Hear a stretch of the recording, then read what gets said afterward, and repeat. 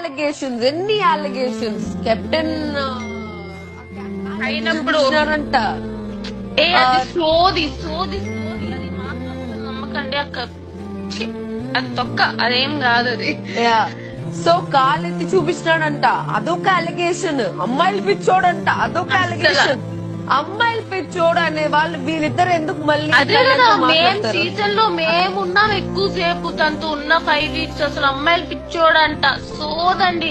లేనిపోని ఎలిగేషన్స్ అన్ని వేస్తున్నారు. అసలు ఏ అమ్మాయి గురించి అయితే అలిగేషన్ వేశారు, మీరు పోయి చేయాల్సింది ఒకటే, అరే డబ్బులు తీసుకొని రాబాకరా స్వామి అని చెప్పాలంతే.